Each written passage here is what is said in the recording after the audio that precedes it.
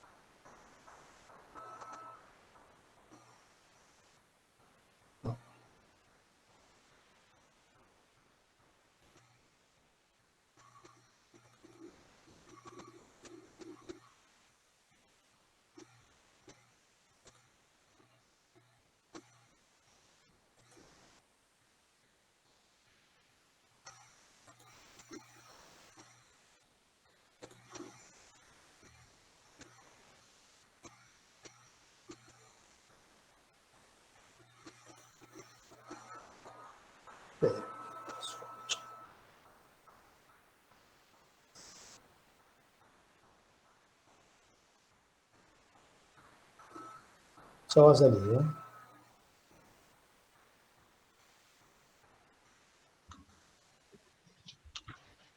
Mientras ponés, seguimos con las propagandas. Bueno, Chicos, después de cada clase, siempre el que dio la clase se queda conectado un rato y el resto de la cátedra o varios del resto de la cátedra también aprovechen a preguntar ahí sobre los temas que se van viendo. Es mucho más fácil de llevar y de recordar las preguntas, ¿no? Ustedes recuerden las preguntas, no que les surjan después sobre el parcial.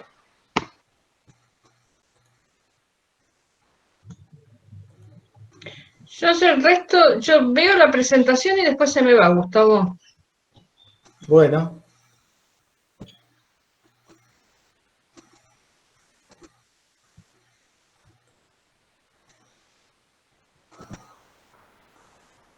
Ahí se ve bien.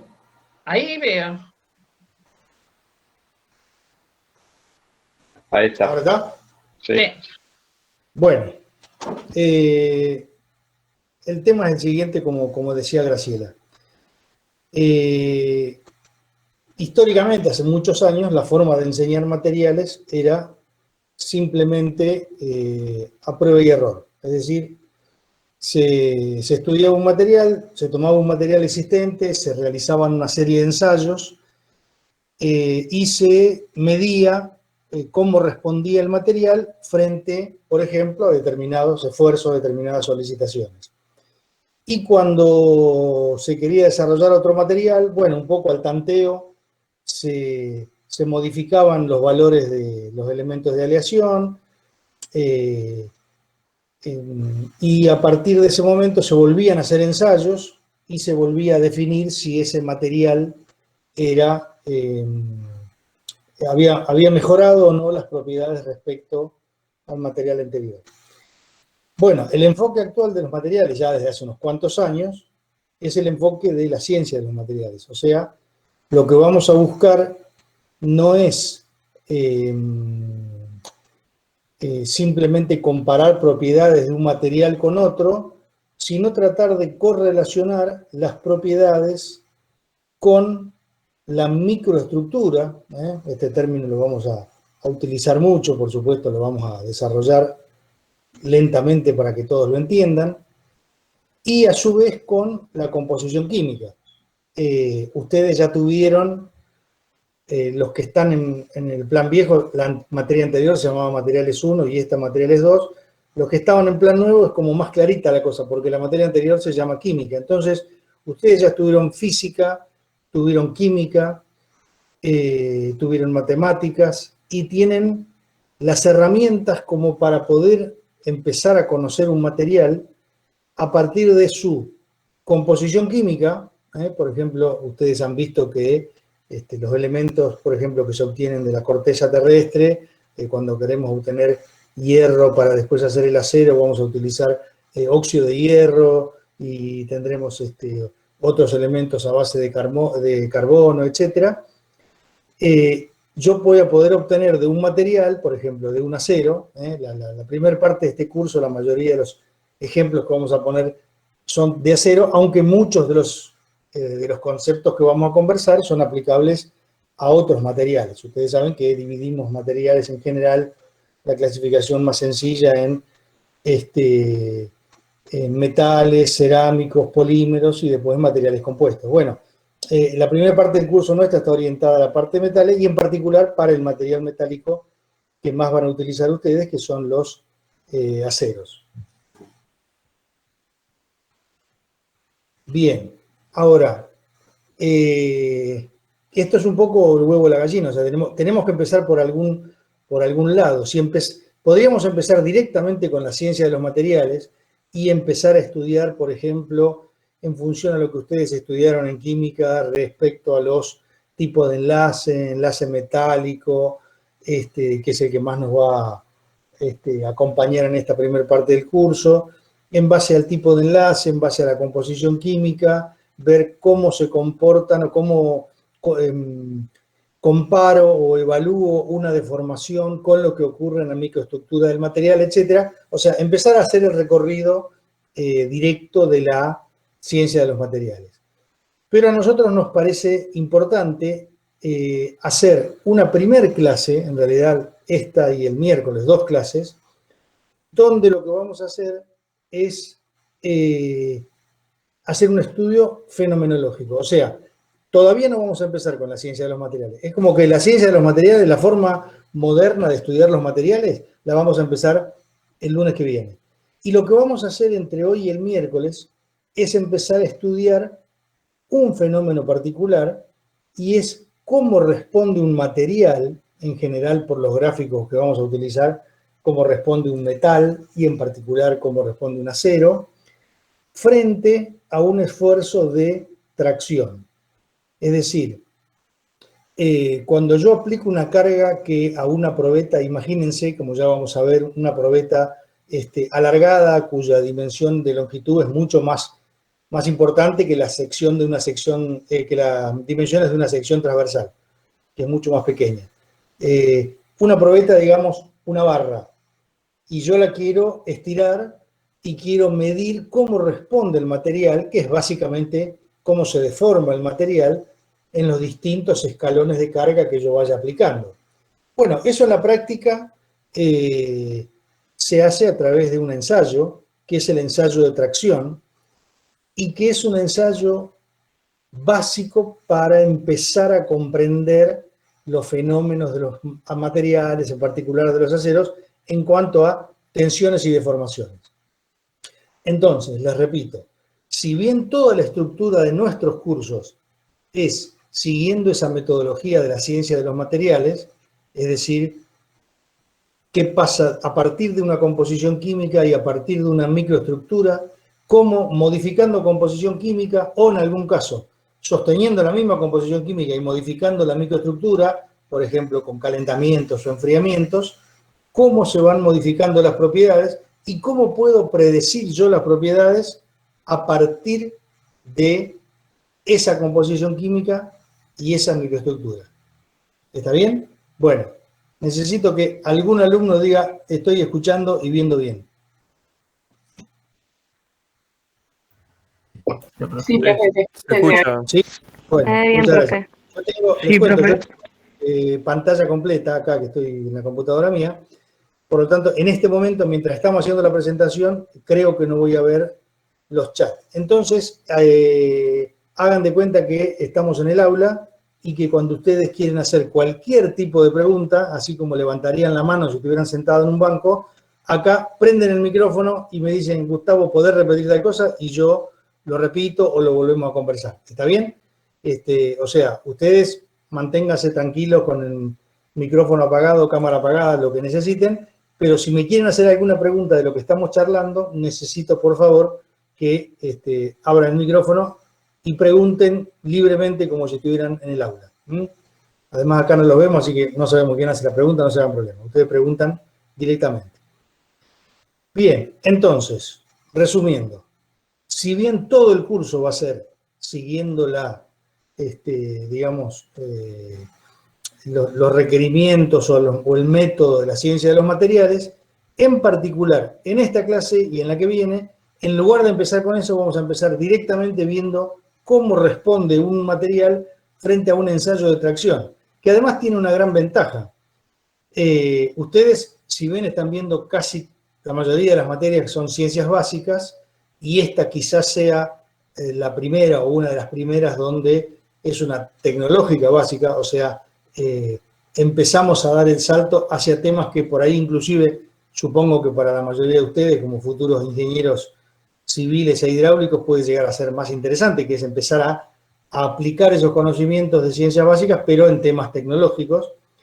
Si alguno de ustedes ya cursó o está cursando o está empezando a cursar estructuras, o sea, la parte de cálculo, bueno, este ensayo de tracción que vamos a ver ahora, estos conceptos y el ensayo de tracción que vamos a ver ahora, y que ustedes después lo van a volver a ver en un gabinete de tracción y lo van a volver a ver con cada uno con su ayudante, pienso que la semana que viene, en un laboratorio del ensayo de tracción, viendo el video, consultando con el ayudante y tratando de, sobre un ensayo que el ayudante les comente, resolverlo, ¿no es cierto? Hacer el gráfico del ensayo, etc.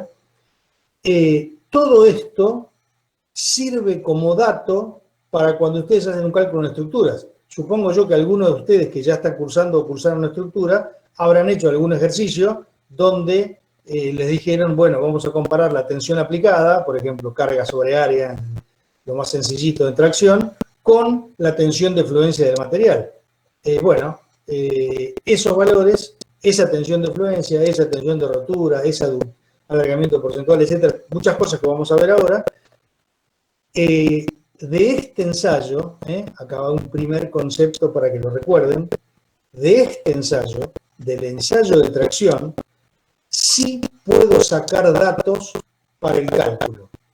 Ustedes me dirán, bueno, pero de cualquier ensayo puedo sacar datos para el cálculo. No, no es tan sencillo, porque hay algunos ensayos que están muy influenciados por los efectos geométricos, del tamaño, de la forma de la probeta, y que después cuando yo quiero ir con esos valores numéricos a una estructura, resulta que no valen, no son válidos, porque pasé de una probetita chiquita a una viga muy grande, y ese efecto hace que los valores que obtuve de ensayo no sean aplicables. Bueno, eso en general, digamos, como un genérico, no pasa con el ensayo de tracción. O dicho de otra manera, los valores que yo obtengo de un ensayo de tracción, por ejemplo, tensión de fluencia, ese valor lo puedo aplicar para el cálculo de una estructura real. Entonces, ustedes pueden empezar a empalmar los dos conceptos, y algunos temas que estudiaron o están estudiando en estructuras los van a poder vincular con los temas que estudiaron o están estudiando en materiales. Lo que vamos a estudiar ahora es transversal a todo lo demás que ustedes van a estudiar en otras asignaturas. O sea, todo en ingeniería lo tengo que materializar. O sea, siempre voy a tener que elegir un material en determinadas condiciones, con determinado tratamiento térmico, en caso de acero, que ya lo vamos a estudiar. Siempre voy a tener que elegir un material para materializar, por ejemplo, una estructura. Aprovecho para decirles que ustedes ya lo sabrán, pero para que quede clarito, esta materia es materiales, pero en realidad para que sea más completito el título tendría que ser en general, por lo menos vamos a ver ahora, materiales sólidos estructurales. ¿Está bien? Materiales sólidos estructurales. Por eso vamos a estudiar más adelante, como hacemos en la ciencia de los materiales, la estructura del sólido, ustedes ya saben, vamos a ver ese tipo de cosas. Y son sólidos, pero no son sólidos, digamos, decorativos, no son sólidos simplemente por ahí. Podemos utilizar esos materiales para algún tipo de tratamiento, de cobertura, pero en general nosotros vamos a abocar a materiales sólidos estructurales. Después ustedes tendrán por otro lado mecánica de fluido y otras series de ciencias. Bien. Vamos a desarrollar en general fenómenos de tracción, particular de tracción en metales, muy específicamente tracción en aceros. Ustedes en su desarrollo profesional van a trabajar mucho con dos materiales. Uno es el hormigón y otro son los aceros, ¿no? En algún momento los van a combinar, el hormigón armado y el condensado, los dos es un material compuesto donde están las dos componentes, el componente hormigón y el componente acero. Por eso nosotros muchos de los conceptos que vamos a ver en esta primera parte del curso están orientados a uno de los materiales importantes cuando la mecánica, que son los aceros, más allá sí que mucho de lo que las ciencias de los materiales es válido para todos los materiales. Pero cuando tomamos ejemplos, nos vamos a los aceros. Bueno, el ensayo de tracción existe hace muchos años, por eso, además de esas dos direcciones de YouTube que están acá abajo de la transparencia que se hace de la diapositiva, no sé si está muy bien, de todas maneras, hay mucho para ver, para visualizar cómo se realiza un ensayo de tracción. Lo más importante de estas clases es aprender qué datos puedo sacar yo de ese ensayo. Y cuando digo datos, digo qué datos puedo tomar del propio ensayo y del gráfico, y esos datos, qué propiedades están evaluando. Se lo repito, ya lo vamos a ver con un montón de ejemplos. Una cosa es el dato, el valor, el parámetro que yo saco del ensayo, y otra cosa es ese valor, qué propiedad mecánica me mide. Cuando uno dice a ustedes lo que les interesa son las propiedades. Les digo un ejemplo que no lo vimos, pero lo vamos a ver en un ratito. Yo puedo sacar el alargamiento porcentual a rotura de un acero en un ensayo de tracción, pero eso no es una propiedad. La propiedad que me mide es la ductilidad. Ya lo vamos a estudiar en detalle. Quiero decirles, una cosa es medir sobre el ensayo, medir sobre un gráfico, por ejemplo, o tomar los datos procesados con los que dice el gráfico, y otra cosa es qué propiedad me está evaluando. Eso que yo medí en el gráfico, si es grande, qué pasa con esta propiedad, y si es chico, qué pasa con esta propiedad. Bueno, todo eso lo vamos a ir viendo detalladamente. Ahí tienen algo de bibliografía. Algunos de estos libros más o menos viejos, creo que los pueden quizá conseguir en internet, y ahora tengo entendido que la biblioteca ya empezó a dar turnos y por ahí pueden llegar a retirar el libro impreso, pero en general, sobre todo para este tema muy desarrollado, en la mayoría de los libros de materiales pueden encontrar ensayo de tracción. Bueno, antes de hablar propiamente del ensayo, vamos a decir lo siguiente. Acá en el primer renglón dice caracterización de la mecánica de los materiales, o podría decir caracterización mecánica de los materiales. ¿Por qué puso la palabra caracterización? Bueno, cuando yo tengo un material y no sé qué es, no sé cómo se comporta, se dice que caracterizar el material es encontrar mediante ensayos distintos parámetros. Por ejemplo, composición química, puedo hacer un ensayo de análisis químico por vía húmeda, por vía seca, y puedo hacer, en el caso específico de caracterización mecánica de los materiales, puedo hacer ensayos, de distintos ensayos puedo sacar distintas cosas. Otro tema interesante para que se vayan metiendo en la cabeza es que obviamente no hay un solo ensayo. Hay muchos ensayos y de cada uno de ellos yo puedo sacar distintos valores. Y aprovecho para decirles que hay ensayos con probetas, o sea, donde yo saqué un pedacito del material, le di la forma a la probeta de acuerdo a lo que me dice la norma, que ya vamos a ver que es una norma de ensayo, y lo ensayé.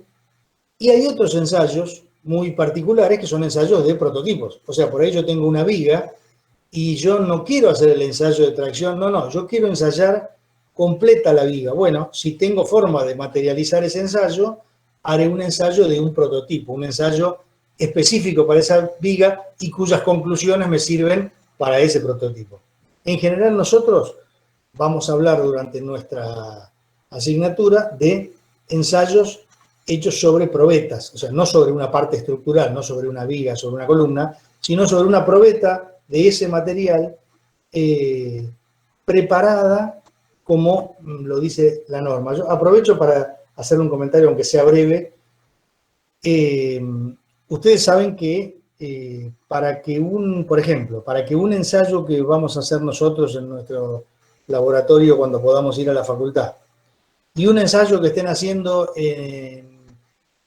con el mismo material en un laboratorio en la Universidad de Córdoba o en el INTI en Buenos Aires, para que los resultados sean comparables, y tenemos que hacer ensayos comparables. No puedo hacer yo una probeta más grande, el otro una probeta más chica, o yo una probeta a temperatura ambiente y el otro una probeta en Ushuaia, no sé, al aire libre a 20 grados bajo cero. Indudablemente, si tomamos parámetros diferentes, los resultados van a ser diferentes. Con el mismo material. Bueno, si yo con el mismo material repito ensayos y los resultados que me dan son diferentes, y tengo algún problema. O sea, si yo tengo el mismo material y le hago ensayo de tracción, me debería dar igual en cualquier laboratorio del mundo. Bueno, entre otras cosas, para eso sirven las normas. Acá en Argentina tenemos la norma IRAM. Esa sigla IRAM es una sigla vieja de cuando se llamaba Instituto de Racionalización Argentino de Materiales. Eso es viejo. Bueno, la sigla quedó, pero ahora se llama Instituto Argentino de Normalización.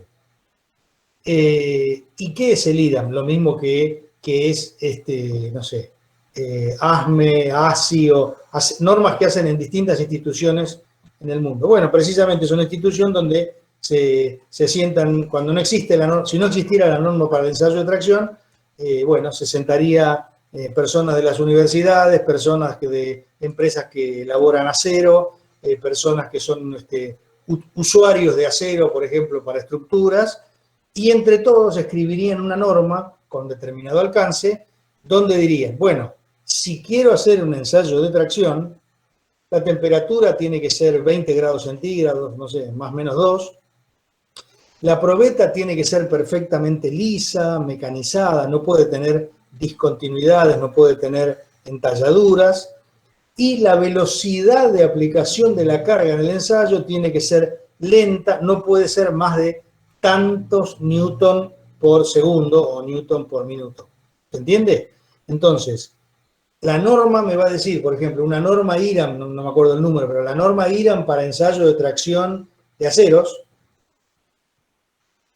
la norma IRAM para ensayo de tracción de aceros, me va a decir cómo tiene que ser la probeta, cómo tiene que ser la máquina, cómo tiene que ser la velocidad de ensayo, cómo tiene que ser la temperatura de ensayo, y entonces voy a obtener propiedades que sean comparables. Ustedes durante la carrera van a trabajar con normas y van a trabajar con códigos. Eso ya lo vamos a conversar en otro momento. Bueno, entonces, yo quiero caracterizar un material. Por ejemplo, quiero caracterizar la resistencia, es decir, la capacidad de absorber cargas. A este material, si yo le aplico una carga, si le aplico de este material una probeta de determinadas dimensiones, en determinadas condiciones, como dijimos recién, rompe con 1000 newton, o sea, después lo divido por el área y saco la resistencia mecánica. ¿Qué les quiero decir? Yo puedo medir la resistencia de un material a través de un ensayo. Y les hago una pregunta, a ver si alguno se anima a abrir el micrófono. Si yo con un ensayo voy a decir, este material rompe con, no sé, con 500 megapascal. Megapascal, que lo vamos a utilizar mucho. Un megapascal es un newton dividido un milímetro cuadrado. Newton sobre milímetro cuadrado. Porque vieron que newton sobre metro cuadrado es pascal. Entonces, un megapascal, un newton sobre milímetro cuadrado. Este material rompe con 800 megapascales. Yo saco ese valor del ensayo. ¿A ustedes qué les gustaría? Que cuando después están haciendo, imagínense que están utilizando una barra de tracción en una estructura, para dar un ejemplo sencillo. ¿Qué les gustaría? Que si yo estoy diciendo en el ensayo que rompe a 800, a ustedes en la estructura real, le rompa con 900 o le rompa con 700. ¿Entienden la pregunta?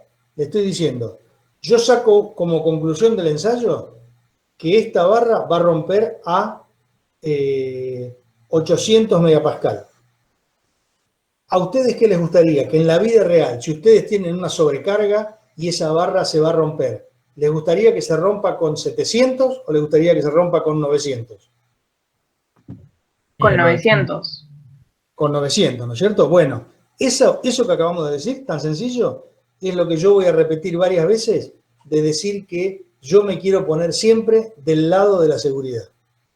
Del lado de la seguridad. O sea, yo voy a hacer el ensayo que sea siempre más exigente, digamos, por decirlo de alguna manera, que la realidad. Yo siempre voy a querer tener valores de ensayo que sean conservadores. Yo prefiero decir, se va a romper a 800 y que después en la práctica se necesiten 900 megapascales para romperlo, o sea que en realidad si accidentalmente llega a 800 no rompa, y nunca al revés, nunca decir quédate tranquilo que hasta 800 megapascal no rompe, y después en la práctica por determinadas condiciones rompe con 700. ¿Está bien? Bueno, esto implica dos cosas. Por un lado que el ensayo lo que me voy a poner en general siempre del lado de la seguridad, lo mismo que se ponen ustedes en un cálculo, en estructura, con, qué sé yo, coeficiente de seguridad o lo que sea, siempre en un ensayo me pongo del lado de la seguridad, o sea, siempre quiero ser lo máximo de exigente que pueda aparecer en la realidad, y por otro lado, después, cuando yo realice el cálculo, tomaré las precauciones para que eso no ocurra. ¿Existen las sobrecargas en las estructuras reales? Sí, existen, o sea, existen los accidentes y las sobrecargas por accidente. ¿Existen puntos de las estructuras reales, por ejemplo, los vínculos, donde puede haber un mayor esfuerzo porque yo no dejo de formar o puede haber una mayor fragilidad? Sí, puede pasar. Bueno, como todo eso puede pasar en la estructura real, yo en los ensayos de alguna manera tengo que tenerlo en cuenta. Esto que estamos diciendo ahora, de esta estructura, hace unos años se hizo una estructura de acero que se rompió y rompió porque en el vínculo pasaba tal cosa. Ese tipo de datos se ponen en los códigos. Los códigos lo que son códigos de seguridad. Tomar la experiencia de estructuras anteriores que fallaron o estuvieron a punto de fallar para, cuando yo voy a hacer una construcción nueva, no volver a cometer ese error. Estamos trabajando con probetas. La estructura, estamos diciendo que los valores que saco del ensayo de tracción lo puedo aplicar a la estructura. Eso es cierto, pero eso no quiere decir que en la estructura no pueda haber puntos particulares en los cuales haya que estudiarlos porque el material ahí no responde exactamente como en el ensayo de tracción. Bueno, eso ya lo van a ir viendo también en otras materias que ustedes vayan a estudiar. Dije resistencia, está en el segundo renglón por ahí, y abajo dice ductilidad. Capacidad para deformarse plásticamente. Bueno, esto es lo que yo les decía hoy. En primer lugar, esta definición hay que razonarla y hay que acordársela. ¿Qué le quiero decir? Si ustedes dicen ductilidad es capacidad de formación, y no está bien. Si ustedes dicen es capacidad de formación elástica, tampoco está bien. Tienen que decir y razonar que es una capacidad para deformarse plásticamente.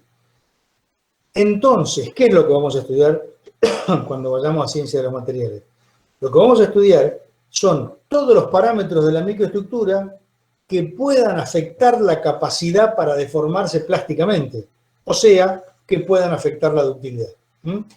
Hoy la presentamos, hoy y en la clase que viene la vamos a presentar y la vamos a ver en el gráfico, y ustedes de a poquito van a empezar a ir viendo los gabinetes para resolverlo y después el laboratorio.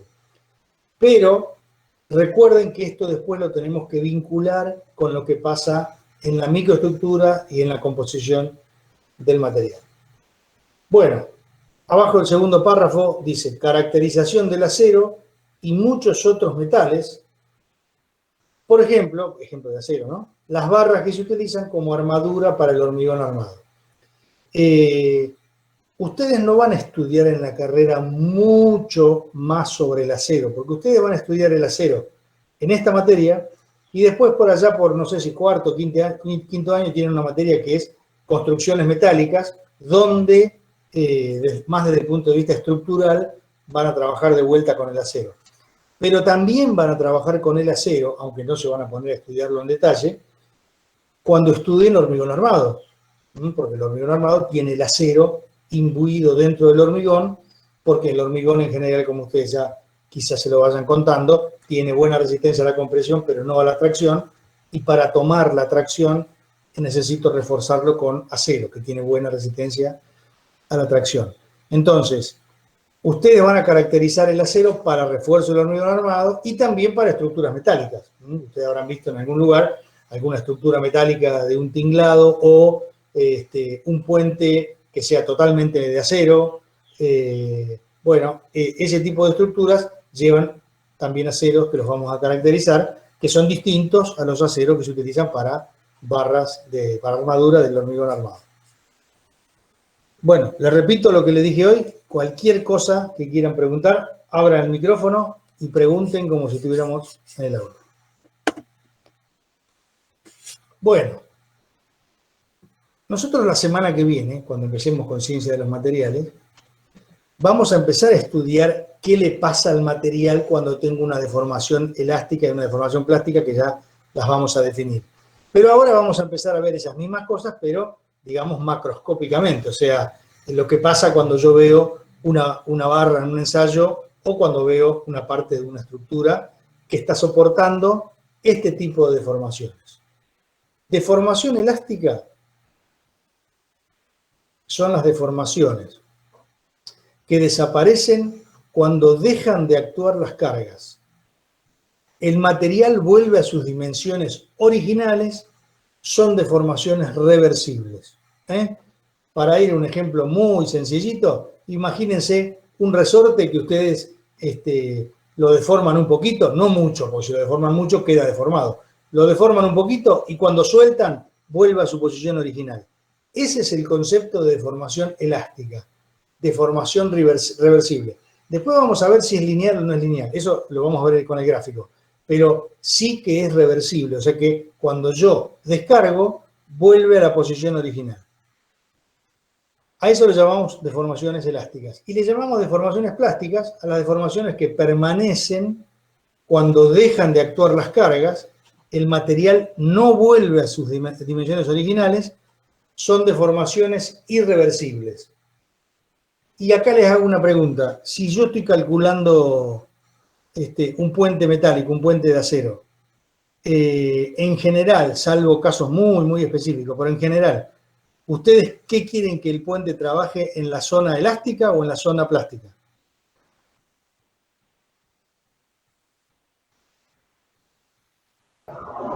Elástica. En la zona elástica, ¿no es cierto? O sea, ustedes, los que ya están haciendo algo o hicieron algo de cálculo de estructura, en general van a querer trabajar por debajo de la tensión de fluencia. Van a trabajar comparando las tensiones aplicadas con tensiones inferiores a la tensión que le llamamos de fluencia, que en realidad todavía no se la presenté, que es la deformación a partir de la cual empieza la deformación plástica. O sea, ustedes van a trabajar mucho en el campo elástico, teniendo en cuenta que en determinados puntos de la estructura, por sobrecarga o por algún vínculo muy restringido, podría llegar a pasar que localizadamente yo tuviera una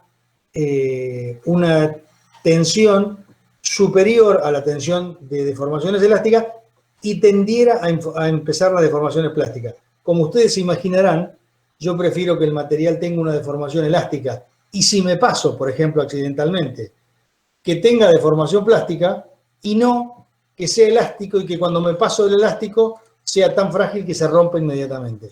Por eso ustedes a las estructuras, a los materiales en primer lugar y a las estructuras en general, le van a pedir que sean dúctiles, que tengan capacidad de formación plástica, más allá de que las calculen para el campo elástico, porque pueden haber situaciones donde supere la tensión elástica y ustedes prefieren que haya una deformación permanente que quizá después haya que repararlo, porque no puede seguir trabajando así, pero más vale que después de la elástica aparezca una plástica y no que después de la elástica rápidamente tenga fractura porque el material es muy frágil. No quiero elasto frágil, quiero elasto plástico. Bueno, acá dice tipo de fractura. Yo lo primero que me preguntaría, si estoy mirando este PowerPoint por primera vez, este tema por primera vez, y me ponen la palabra fractura, es, ¿para qué me vas a enseñar fracturas si me estás diciendo que la estructura va a trabajar en la zona elástica? En general, en un esquema muy sencillo, podríamos decir deformación elástica, después deformación plástica, después fractura. Bueno, se estudia la fractura precisamente para evitarla. Es decir, estudiando la fractura de un material, cuando yo en un ensayo estudio cómo se comporta en el campo elástico, estudio cómo se comporta en el campo plástico, pero también estudio cómo se fractura, me va a servir para conocer más el comportamiento de ese material, más allá de que obviamente cuando yo lo calculo para trabajar en una estructura, no quiero que llegue nunca a la fractura. Pero estudiar la fractura, ya sea la superficie de la fractura, viendo una probeta, cómo, de qué forma es la fractura, que es lo que tenemos acá en la diapositiva, me ayuda a conocer el material. Acá me dice que la de la izquierda es una fractura, pensando en general en un metal, en un acero, es una fractura muy dúctil. Que la del medio es una fractura dúctil y que la de la derecha es una fractura frágil. A ver si los que cursaron o están cursando, todavía, si la cursan este cuatrimestre, obviamente todavía no lo vieron, pero por ahí alguno que ya cursó o que leyó algo de cómo son los esfuerzos, ¿no es cierto?, en este tipo de dispositivo, ¿no es cierto?, que tengo una barra alargada y que le hago fuerza, digamos, hacia arriba y hacia abajo de la pantalla, o sea, para traccionarlo, para estirarlo. Acá, si nosotros pudiéramos medir el ángulo y llegásemos a la conclusión de que en la primera, la que dice muy dúctil, esos planos que se me forman, ¿no es cierto?, que van hacia el centro, como si fuera la punta del lápiz, esos dos conos que se me forman, yo les dijera, mira, lo medí y están aproximadamente a 45 grados. Inclusive si miro la probeta del medio, que no tiene tanta ductilidad como la primera, en el sentido que no es que termina la fractura en un punto, sino que tiene una parte cónica, pero después la fractura final es plana. Y bueno, y la de la derecha, la frágil, directamente no tiene ninguna parte cónica y la fractura es totalmente perpendicular a la carga. A ver, empecemos por esta de la derecha. Alguno que se acuerde de algo de estructura, o por ahí lo puede razonar. Si yo aplico una carga, ¿no es cierto?, hacia arriba y hacia abajo, en esa probeta que dice frágil, ese plano de fractura, ¿cómo es respecto a la dirección de aplicación de la carga? Perpendicular. Perpendicular. Y en ese plano perpendicular, ¿cuáles son las tensiones principales que existen si yo estoy trabajando con carga, insisto, hacia arriba y hacia abajo?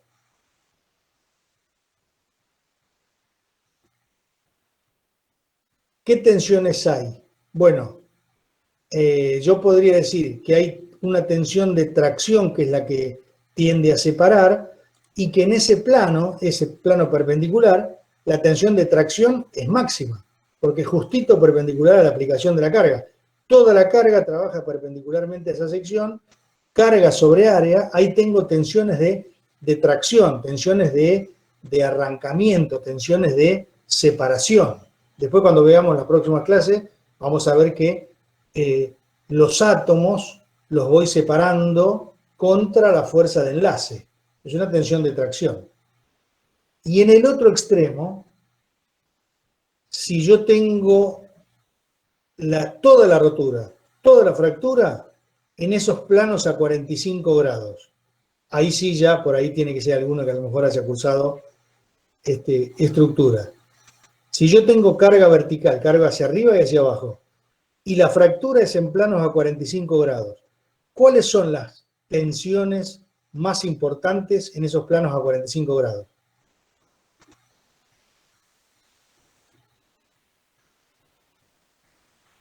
Bueno, yo se lo cuento y después lo van a estudiar y me van a creer.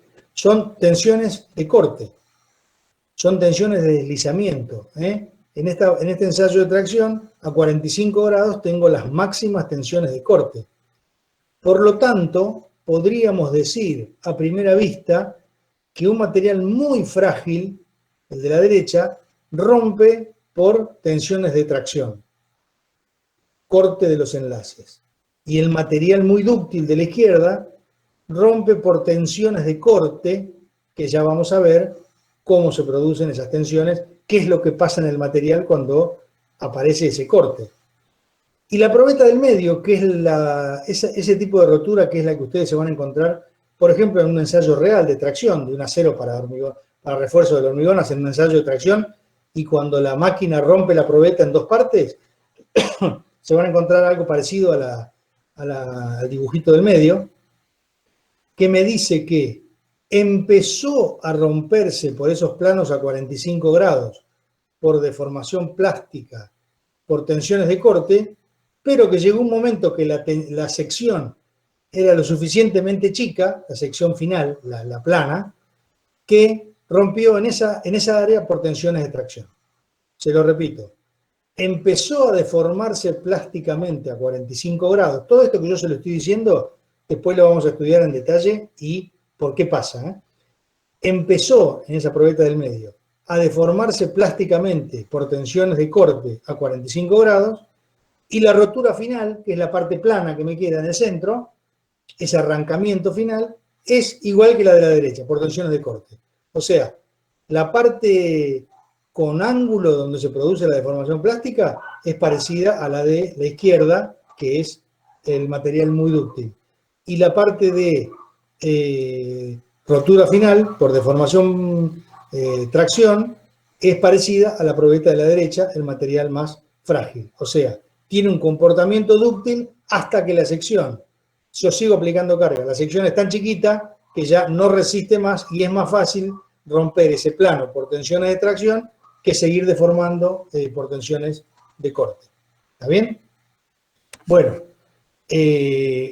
cualquier cosa que quieran preguntar, pregunten, pero no se preocupen porque esto que estamos haciendo es una primera aproximación a temas que los vamos a repetir y los vamos a profundizar.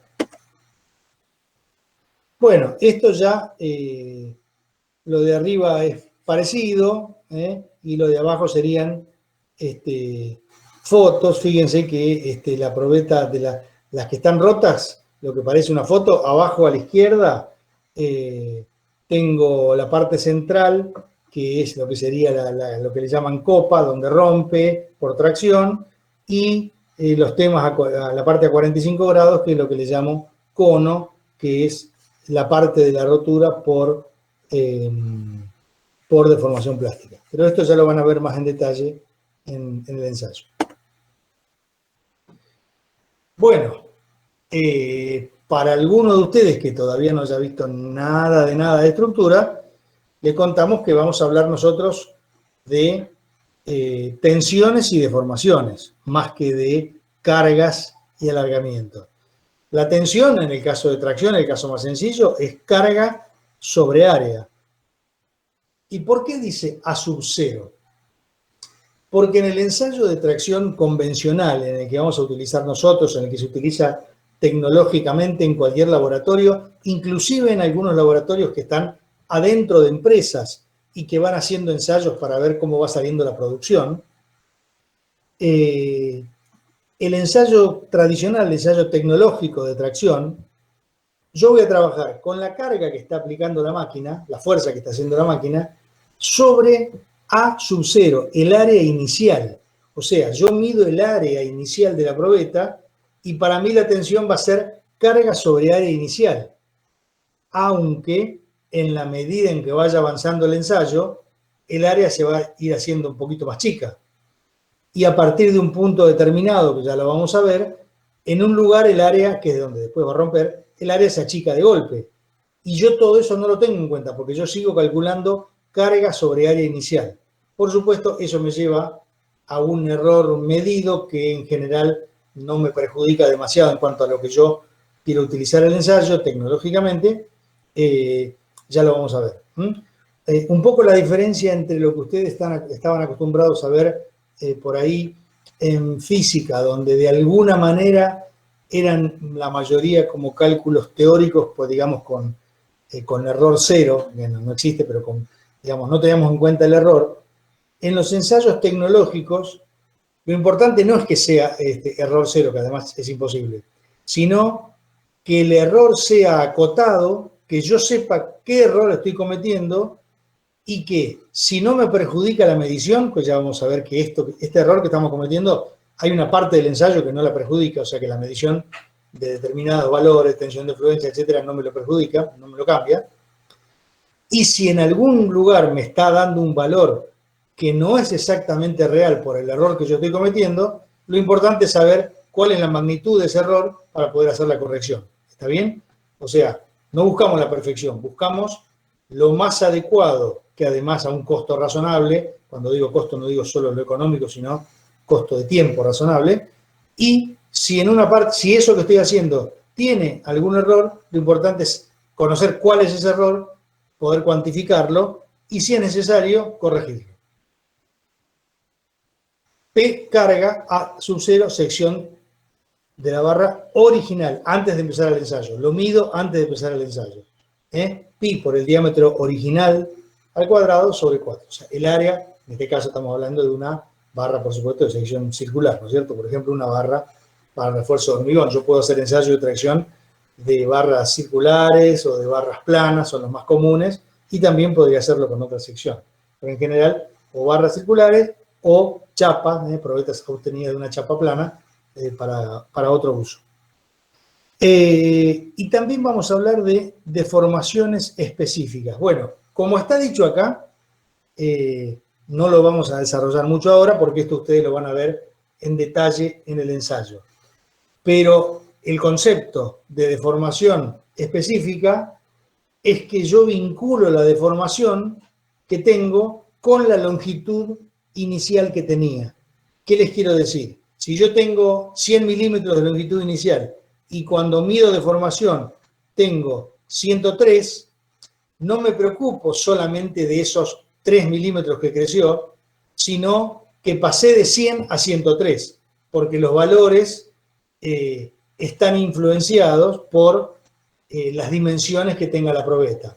Esto ya lo vamos a ver más en detalle, pero quédense con el concepto de que en general no medimos deformaciones diciendo esto que medía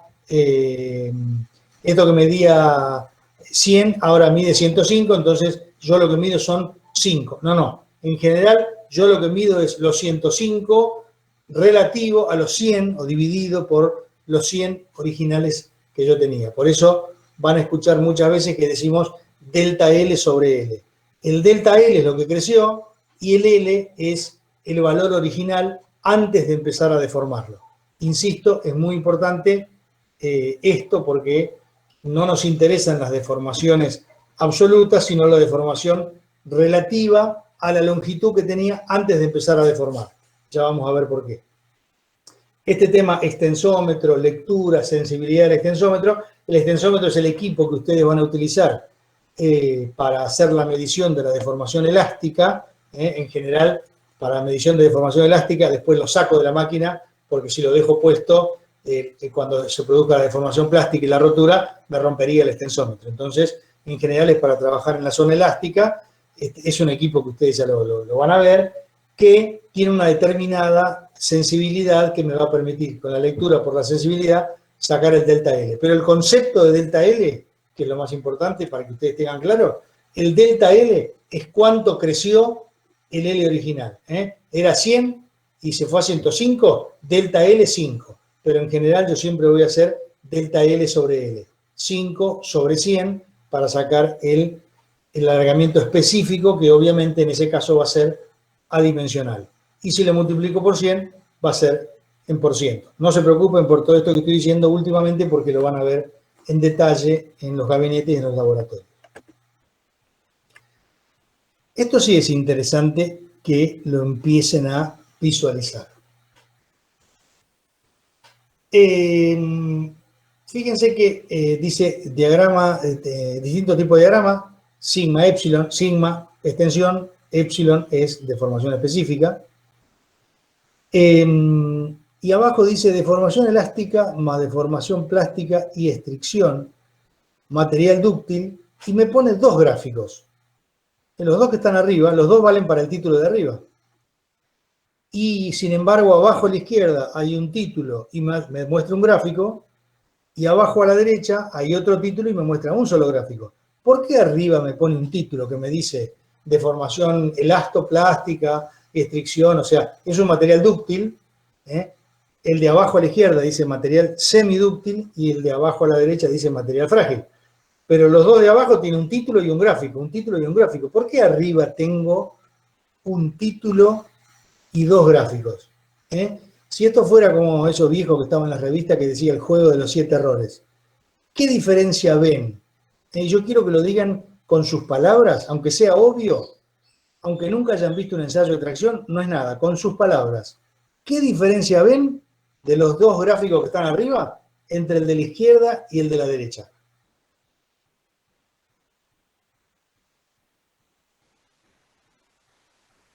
¿Quién prende el micrófono?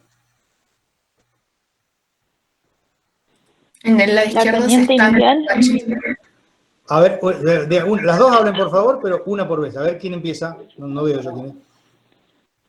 No, que diga si quiere, pero... Dale vos, dale vos, dale vos. Ah, la pendiente inicial. No te escuché, repetilo.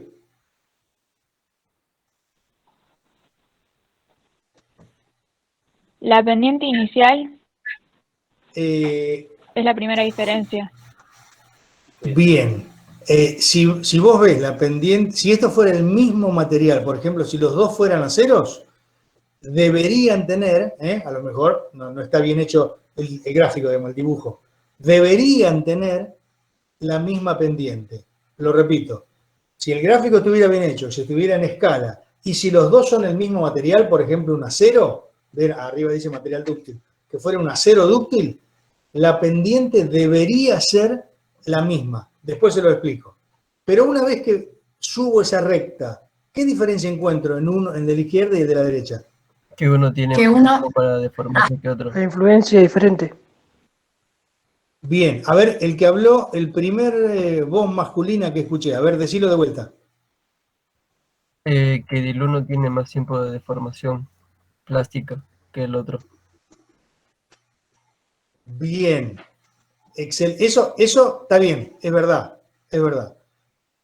Pero, ¿qué pasa en la zona central? Algunos ya me están diciendo, porque ya conocen el diagrama de tracción, otros todavía no. Cuando me hablan de la parte recta, me dicen la zona elástica, que es cierto, ya lo vamos a ver. Cuando me hablan de la parte curva de arriba, me dicen la parte plástica, que el compañero que recién decía, la parte plástica del primer gráfico se la ve más amplia que la del segundo gráfico, eso es verdad, pero en el medio, en la parte en que no es ni elástica ni plástica, ¿qué diferencia ven? ¿No aumenta la deformación sin aumento de la carga en el gráfico de la izquierda? Que hay como una parte recta. Bien, o sea, vos te referís a eso que está ahí, que yo le voy a poner un nombre que es como si fuera un serruchito, una escalerita, que en el de la izquierda aparece y en el de la derecha no. Sí, exacto. Bien, todos los que están mirando, ¿lo ven eso? ¿Ven que en el gráfico de la izquierda, de los dos de arriba, hay como un serruchito ahí que yo le podría llamar, y después le explicamos por qué, escalones de fluencia, un escalón de fluencia, que como decía recién bien el compañero de ustedes, parecería que es un pequeño tramo donde yo, sin aplicar más carga, el material igual se sigue deformando, de manera inhomogénea, porque es como una escalerita, como un serrucho, pero se sigue deformando. Eso en el gráfico de la derecha no aparece. ¿Están de acuerdo con eso? Bueno, esperen que cierro acá.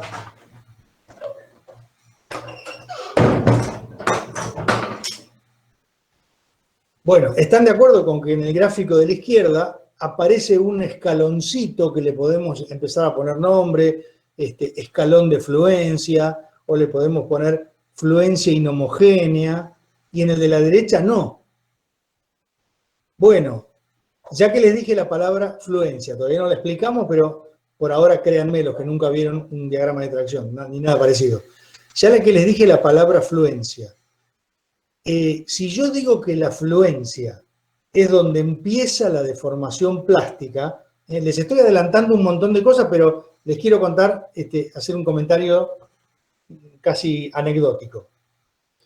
A ver, si yo digo, la fluencia es donde empieza la deformación plástica, y digo, la fluencia en el primer gráfico la veo, porque es ese escaloncito que está ahí.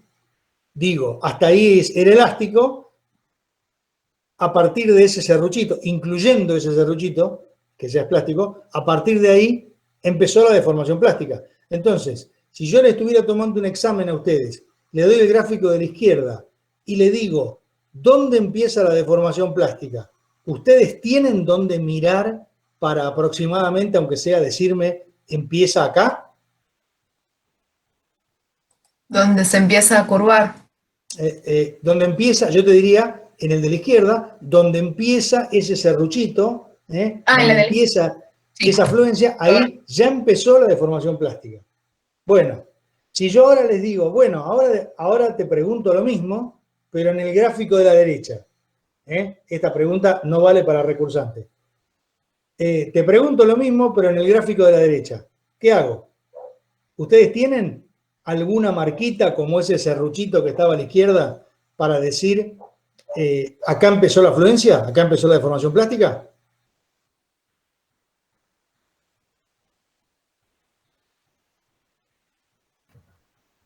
Hagan de cuenta que están viendo dos dibujitos, ¿no? Esta pregunta no es de materiales, es una pregunta de mirar dos dibujitos.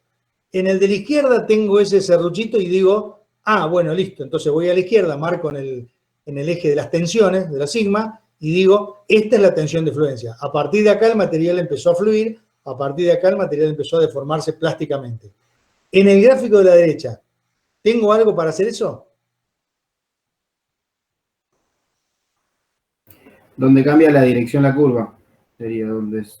Bueno, pero yo te puedo hacer ese empalme, te lo puedo hacer lo suficientemente, digamos, curvo, como para que vos no detectes exactamente, al menos a simple vista, a dónde empieza. Bueno, les cuento algo. Para poder saber dónde empieza, para definir dónde empieza la deformación plástica en un diagrama que es como el de la derecha, yo necesito definir algo que es la tensión convencional de fluencia y que después le cuento cómo se calcula. Bueno, ¿saben por qué le estoy diciendo esto? Hace una semana atrás tomamos los orales a los chicos y chicas, compañeros de ustedes, que cursaron el semestre pasado, y cuando empezábamos a tomar el oral, que es un poquito de toda la materia, para ir viendo respecto, eran por supuesto alumnos y alumnas que ya habían aprobado primer parcial, segundo parcial, o sea que ya tenían la cursada. El oral era para la promoción, que es lo mismo que les va a pasar a ustedes. Cuando empezamos a charlar de esto, entonces, y la primera pregunta era como diciendo, imagínense, esta es la primera clase, como diciendo, bueno, vamos a empezar a hablar de lo más sencillo. ¿Qué es la tensión convencional de fluencia? Muchos se trababan y muchos no sabían, pero no que no sabían cómo se definía, sino que no sabían conceptualmente qué era. Y fíjense lo sencillo que es. Es decir, esto sirve para dos cosas. Uno, para que vayan aprendiendo desde ahora que hay veces que yo puedo medir la fluencia y saco la tensión de fluencia directamente, y otras veces que tengo que sacar algo que se llama sigma 0,2, que es la tensión convencional de fluencia. Y otra para que vean cómo los conceptos de esta materia se van enganchando unos con otros. Yo se los cuento hoy. Si ustedes no quieren, no me crean, no hay ningún problema. Lo van a ir viendo ustedes. El problema es cuando uno lo ve ya al final y se da cuenta con que no vinculó y no enganchó un tema con otro. Entonces, resumiendo, si el material es dúctil, puede o no marcar fluencia inhomogénea. Si marca fluencia inhomogénea, que es ese serruchito, ese escaloncito que está ahí, directamente yo de ahí saco la tensión de fluencia del material. ¿Qué es tensión de fluencia? Es la tensión a partir de la cual empieza la deformación plástica. Si no tengo ese escalón, esa fluencia inhomogénea, como en el gráfico de arriba a la derecha, tengo que hacer un cálculo que se llama tensión convencional de fluencia, que es muy sencillo, pero es importante saber por qué tengo que hacer ese cálculo. Bueno, vamos ahora al gráfico de abajo a la izquierda. Deformación elástica más deformación plástica sin estricción. Todavía no definimos qué es estricción, ya lo vamos a ver. A eso le llamo material semidúctil. Si quieren, por ahora, vean que tengo la parte elástica, que es la primera parte, la recta, que ya la vamos a estudiar, y después empieza una pequeña deformación plástica y ahí nomás se rompe. Comparen este de abajo a la izquierda con cualquiera de los dos de arriba y van a ver que arriba tengo mucha más deformación plástica antes de romperse. Ya lo vamos a estudiar. Y el de abajo a la derecha es deformación elástica sin deformación plástica. Es un material frágil, es un material elastofrágil, o sea, tiene deformación elástica, que es la recta, y después, sin ninguna deformación plástica, ahí nomás rompe. Este es el peor material de lo que estamos viendo en esta diapositiva, este es el peor material para una estructura, porque si tengo una carga que supera la tensión de fluencia, no me avisa que se va a romper. No se deforma plásticamente primero, sino que directamente se fractura, se rompe. ¿Está bien? Bueno, yo tengo 10 menos 5 pasaditas. Vamos a hacer un pequeño descansito hasta 10 y 10, para que preparen el mate y todo. Y 10 y 10 seguimos un rato más con teoría y después ya vemos cómo continuamos. Así que paramos hasta 10 y 10.